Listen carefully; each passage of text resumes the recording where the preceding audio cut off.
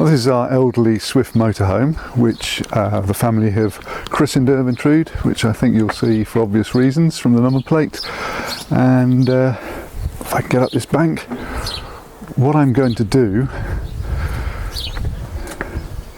is install refillable gas system in here.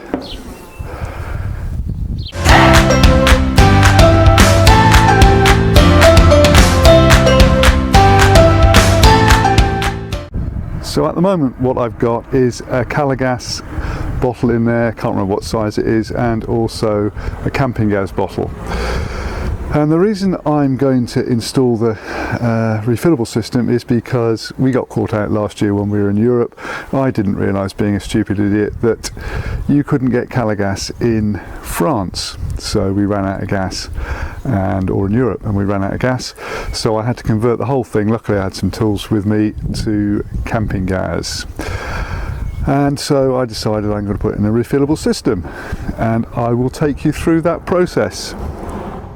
Okay, my refillable gas kit has arrived. As you can see, I went with Gasit, who are based in North Wales, simply because I found them very helpful, especially Gareth there. Got back to me straight away with quotes and what have you, and very quickly got to me via phone and by email, and yeah, as I said, was generally very helpful. Once I got the right email address, that was. So let's have a look and see what we've got inside. Okay, I've opened my boxes, which is a bit like Christmas, and this is what I've got. So I'm going to try and start from the fill side and take us right through to where it goes into the van. Sorry about the road noise, by the way. So we start with the fill point, which is this thing here. You can get a simpler one, but I wanted one that has the filler sort of enclosed, so that's what we've got. That fits in the skirt on the van, and then we've got a UK bayonet adapter which fits inside there, and of course is then all sealed off nicely. From there we come up with the main fill hose, and of course that fits onto there. Comes up through the floor of the van and connects to this male female T-piece, so it's either going to fit to there or to there. This end of the T-piece fits on one of the gas bottles, and then the other fill hose, this one here, connects from the T-piece to the other gas bottle, which obviously is how you fill it. So that's the inlet, and then the outlet, we come out of the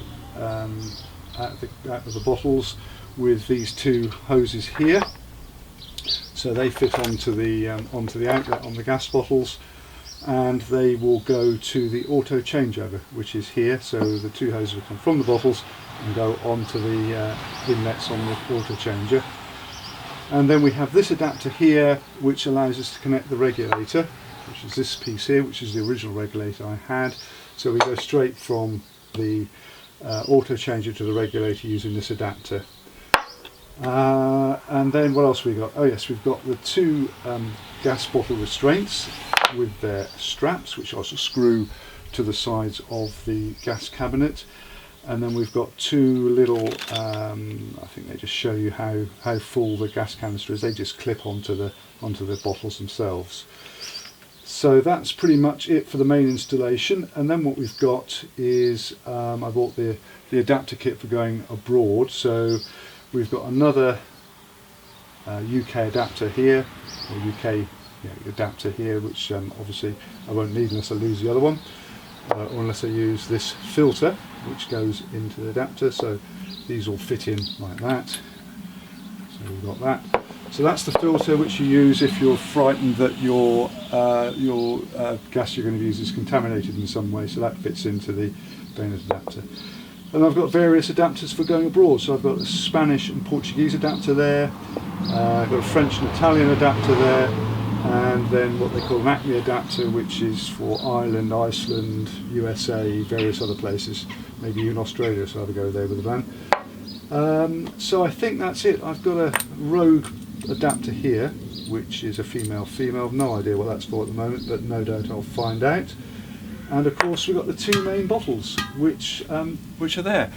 made a bit of a cock up on the bottles. I thought we originally had 11 kilogram bottles in the van, but we had 6 kilograms. So I've now got two 11 kilogram refillable bottles, so I don't think we're ever going to run out of gas.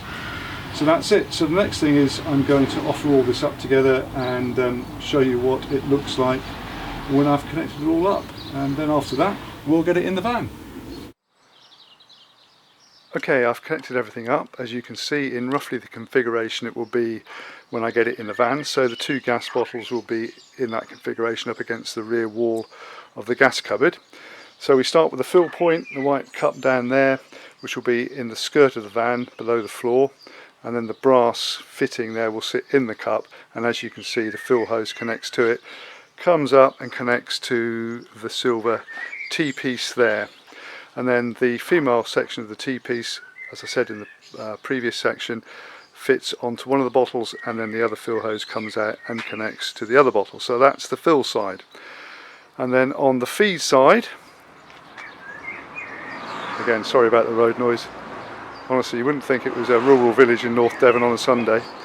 Quite sure why there's so much traffic today. Anyway, so yes, the feed side comes out of the two bottles, as you can see there, and they come out and go to the auto changeover system here, which will fit on the side of the van, and then via the adapter to the regulator there. So that's it. That's what it's going to look like. This will sit up on the side of the van, something like that, I hope. So again, not too much of a kink in the system. And the next job is to get it in the van, which I won't be doing today because it's too hot. So see you in a bit. Right, I've offered up my gas bottles excuse me, into the gas locker. As you can see, probably can't see actually, I'll go in a bit closer so you can see. I was going to put them up against the right hand wall up here, but I couldn't get the outlet pipes in. Also, they've got to be that way around so that I can see the level indicators. So that means where I was going to come up through the vent in the floor, which is under that bottle there, I'm now going to have to come up through the floor in the corner there, so I'm going to have to cut a hole. So that's my next job. Right, so I've marked up where I'm going to go through. I've checked underneath that I'm not going to hit anything vital. It's a little bit close to a chassis outrigger, but I think we're going to be okay. That's where I was going to go through there, because I can get through to underneath, but it ain't going to happen. So let's get the hole cut. Well, that was a lot easier than I thought. I've cut the hole through, as you can see, the tin of the gas cupboard, through the plywood underneath, and then through the insulation, using that 32mm arbor. So there's the hole. I'm going to make sure that it's okay underneath, so let's pop underneath and I'll have a look. Alright, I'm lying on my back underneath the van, and as you can see, there is the 32mm hole. A bit ragged around the edges, but I'll put up with that. I'll clean it up later, and hopefully the fill pipe should go through there. So I'm going to have a look at that now. And that is pretty much perfect, I think. It'll come back through. As you can see, at least I hope you can see, I've put some tape on the end to stop shit and all that sort of stuff going down there. So I think we're good to go. Yeah, I just thought I'd show you the fill pipe coming up through the hole so you can see all is good. Right, my next job, and one I'm really not looking forward to, is fitting this here fill point, which is I showed you earlier on. Now that has to go through the lower skirt there, which sounds fine, except the lower skirt is I think it's about 1 inch thick, and it's this aluminium kind of covering, and then underneath is plywood. And the problem is, let me just put the camera down and I'll show you what the problem is, just bear with me. So here's the problem. The black piece here holds the white piece in place. So the black piece goes at the back, obviously, and the white piece goes at the front. Now they're designed to engage with each other. I'm not sure whether you can just see the little lip on there, engages on there. So this means for it to work properly, I'm going to have a very small lip for it to engage on. Now the side of the van is about 1 inch thick, so that means I'm going to have to go through most of the thickness of the skirt with I think it's an 86mm arbor, so that this bit can sit in, and then to leave a lip I'm going to have to come in through the front with a 70mm arbor. Now the problem is again that the aluminium on the front where I want the lip to be is only about 1 millimetre thick. It's probably not even that, so it's going to be very close. So let's see how it goes. Right, I'm now underneath the van looking at the back of the skirt where I want the fill point to come through. So I've marked out from the back where it should be, because obviously it's the back that's the important bit really, because that's where all the odds and sods are that could get in the way. So I want it as high as possible, so I'm not putting too much stress on the side panel when I connect the filler to the fill point. And you can see I've marked out the place there. So I'm going to drill a small pilot hole through and make sure it works okay on the other side. I can live with a small pilot hole if it's in the wrong place. And then I'm going to go for it. Right, I decided it's better to be safe than sorry, so I measured the thickness of the skirt using the drill bit so I get accurate thickness, and I transpose that onto the arbor from the back, so I don't want to be going any deeper than that black line. Right, now I'm really going to do it now. Okay, not the neatest hole I've ever made, but it's not too bad, and actually it was a lot easier than I thought it was going to be, because as you can see it's only a very thin piece of ply and then some insulation. I thought it was completely thick ply all the way through, so actually it was pretty easy. So it does fit. Let's see if I can show you. Up we go. So there we go, and I've made some very ugly little cutouts for the things, and there we go. So sorry about that. Actually I'm quite pleased with that. Trying to focus on it for you. There we go. So yeah, I'm quite pleased with that. So now I'm going to put the fitting in there and get the thing sorted out. So I'm going to put some silicone sealant in around the back here. Sorry, I cut my finger. And I'll show it to you when I've finished. Right, just about to fit the fill point. I've put the actual bayonet fitting in the little white cup. I've offered it all up and it all looks like it's going to fit well, but what I did do, or decided to do, was I decided to attach the fill hose to the fitting before I fit the cup in the hole I've cut. And that's because I was just a bit worried that tightening it up was going to put too much stress. Okay, so it's all fitted. I must say I'm quite pleased with that, to be honest. It looks quite good. It's pretty solid. I'll take you underneath to have a look at the other side. So there's the back end of it, nicely firm in there like that. Unfortunately I had 5 of these screws in the pack, so I'm missing one there. So I've asked Gasset to send me another one. I didn't have one that I could use as an alternative, and anyway, yeah, I wanted to look neat. So that's it. So the pipe is coming round and through, up through the floor over there somewhere, which I will sort out in a minute. So just the rest of it to do. The next job is to fit the gas bottle brackets, so I've got to try and make sure they're in the right position. So I'm not sure whether you can see in there, but I've put the bottles in and then I roughly drew around the bottom of the bottles so that I know where they sit.